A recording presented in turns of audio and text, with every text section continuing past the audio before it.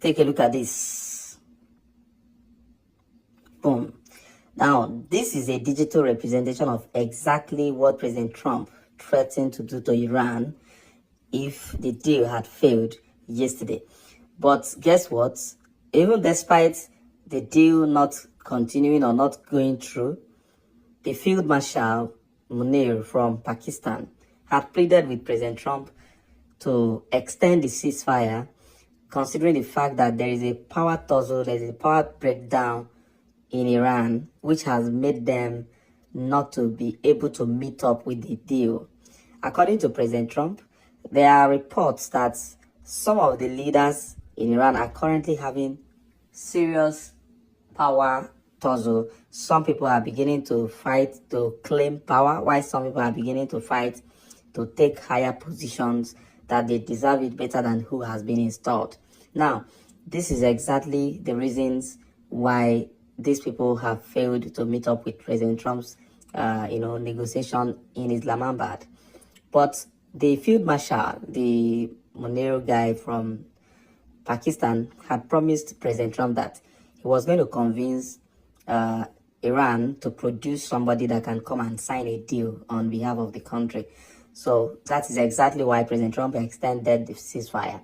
But like we have always said, that same yesterday, what's the name of that? This CENTCOM released a video saying that they are ready, they are prepared, and they are retooled, they are rearmed and ready to go.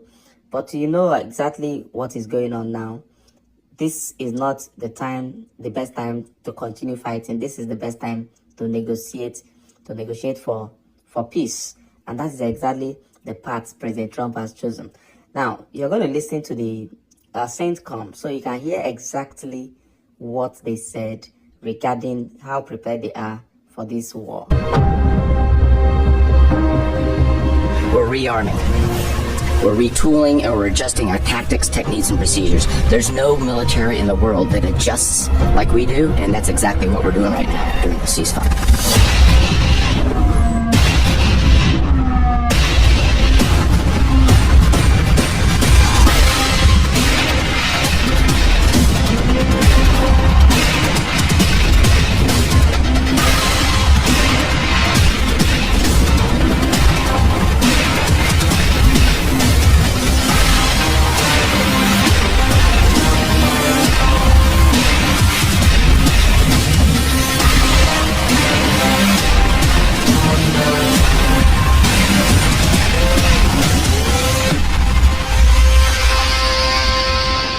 You saw that, right? They are ready. Well, while that was going on, Iran also released a video showing that they also have new methods of, conducting their attacks. They released this video. Iran released the video yesterday. Of course, it's always like this. Like I've always said in the beginning during this war, that the major problem in Iran is that there are multiple layered leadership in the country, and especially military. When you talk about the IRGC, which controls aggressions, in external aggression, and also manages regime breakdown or regime challenges within the inside, these people, the IRGC, is not entirely controlled by the main government itself. So the IRGC is not the original or the main military of Iran. Iran has their own military, the Iranian army. So these IRGC are basically the people who are in charge of this war. So when their leaders, multiple of their leaders have been eliminated, it is going to be a problem to produce a new leader. We used to believe that Iran is like multi-headed leadership, whatever. So you buy one, another person takes over. You buy another person takes over. But the honest truth is that was just desperate moves during the desperate time. It is becoming clearer now that Iran has serious issue with power, serious leadership problem. And that is exactly the initial goal of the United States and Israel, to cause a regime breakdown and then something that could lead to regime change. Yes, it just like Trump has always said, they may have achieved that, and then Iran managed the situation at that time, but now it is becoming realistic.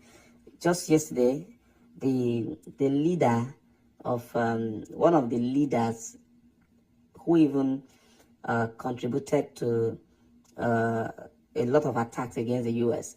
took over the Strait of Hormuz, the command of the Strait of Hormuz, and there are issues from that too. People are within Iran are questioning that is he supposed to be the person, but he's already there and he's a military commander. Now, the problem is this power tussle is exactly what is going to cause serious issue, because some are not agreeing with the peace deal, while some agrees, some want to go to war. So this is exactly why they have not been able to